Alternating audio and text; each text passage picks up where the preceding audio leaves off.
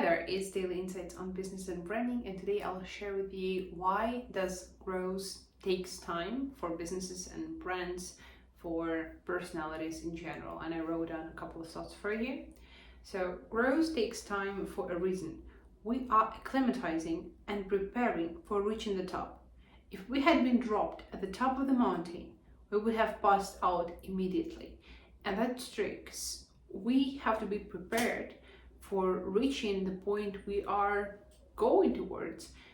There is no way we can just win the lottery and get the $1 million and operate it effectively, because we would not know how to operate it, where to allocate the money, how to do the taxes, how to get investments, and how to get a great return on investment that would be efficient here. So we should be prepared. We should be going through all the iteration loops in order to get where we want to get. And sometimes I feel as if I've been doing this agency for a while, for a long time, and as if I've been recording these YouTube videos for such a long period of time that I'm bored about it, but then I look back and I see that it's only been 3 months or something, and it's nothing. 3 months in a lifetime, it's nothing.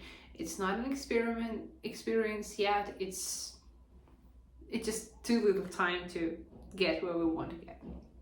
The second thought, it's the thoughts in your head that involve people's opinion of yourself and your life that stop you from getting there. And I listened to one of the podcasts where a man said, I don't remember who that was, but he said, sometimes people are afraid not only of the failure, but of success as well. Because we are afraid of what might happen if we succeed. Whether we'll find another passion or joy in the projects we'd be approaching or starting out. Whether we'll be able to get same success over again, or is that it for our lifetime? And we might not acknowledge that, but it's true. And so yeah, few fears are stopping us from doing the thing we want to do. It's fear of failure, fear of success, and fear of other people's opinion. And for that, I have really interesting arguments. So if we imagine your own funerals, how they would go, if people would come to funerals, some friends, they would just put a couple of words like about you, they will say a few sentences, somebody would cry, but then they'll eventually move on with their life. Even in the same day, they would have their families, kids, and they would just sit in the cars and go pursuing their plan for a day, do the checklist. And it means that our life is just temporary and on this planet, and we can be pursuing stuff, and nobody really cares what you're doing. And you've seen tons of these videos where people are just dancing in the crowd, or they are doing weird stuff and at the metro stations, or life goes on. Nobody cares about you and the things that you want to do, you always wanted to do.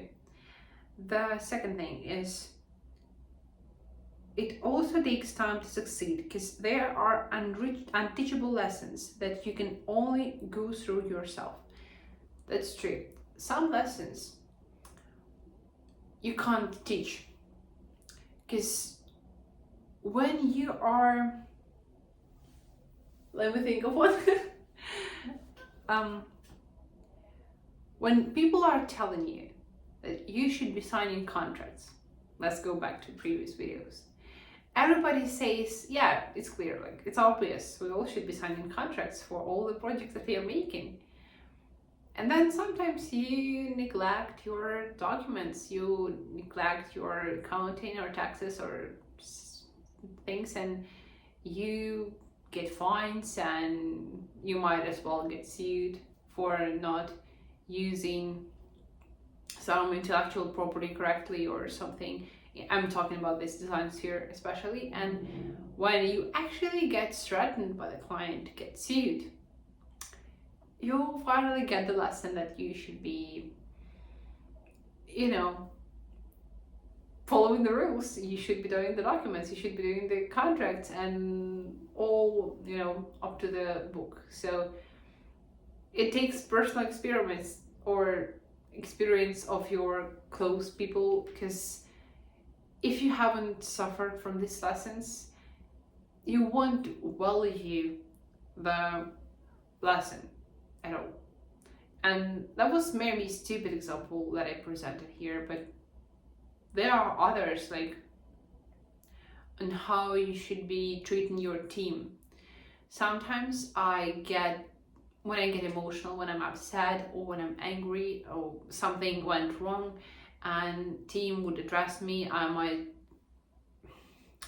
there were times when I let myself respond like rapidly and sometimes with a bit of aggressive notes, and I never intended of doing that, but I'm always trying to stop myself from doing it, and so far I succeeded, I hope.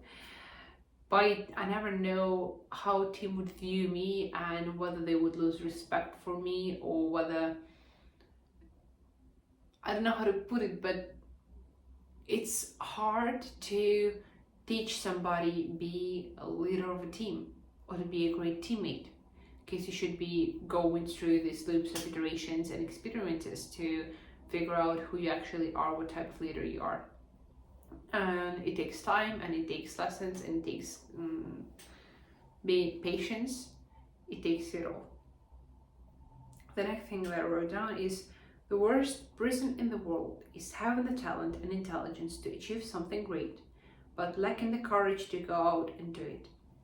I know a lot of people who are really intelligent and who are great, but who are doing nothing about it, or they are setting a lot of excuses for their lack of action. I'm currently thinking about one specific person. So I know really great developer who does amazing projects. Like, you haven't seen projects that look like this. So he comes up with unique products that might be physical, like table for the kitchen, but that would be a table that would respond to the heat of the plate so nobody would get burned, or that would be interactive table for kids to play with. So, and it's programmed and it's all built, and some unique products you haven't seen on Amazon or anywhere. This might be new, not new Teslas or not new like rockets, but in general it's great products. But he always finds excuses for not scaling up this to a business, or for not starting a startup for it. So one day I'm always thinking about this product, and one day maybe I will cooperate on it. But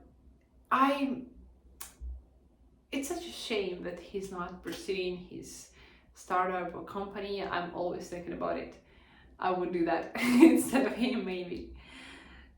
The next thing, if you were the main character in a movie of your life, what would the audience be screaming at you to do right now? It's interesting. When we are watching somebody from a side, from somebody from series or film, we know what they should be doing. We know they should be telling somebody I love you, or pursuing their dream company, or working harder on their life, or quit alcohol, or do whatever. But when we are in our own body, also it applies to giving pieces of advice on relations of friends, and everybody around you, but not your own. We are somehow getting too stupid to get pieces of advice to ourselves. And if you imagine yourself as a character in a film, that would help a lot. And sometimes it's hard to imagine yourself as a character, because you're like, that's not realistic, that's stupid. Sometimes you can find the character that already exists in films and, I don't know, use AI for it. And look at this film or series, a person that would remind you yourself. And, take the advice you would give to that person. Because I told that in some previous videos, but I'm watching series Dr. House, and I'm maybe not that genius, but I find in some moments myself in him. and I see how stupid he behaves, how like many addictions he has. I'm not having all that addictions, but how obsessed he is with his life and how miserable sometimes he is. So it's hard for me to recognize that these facts are true as well about me, not only good traits but bad traits as well.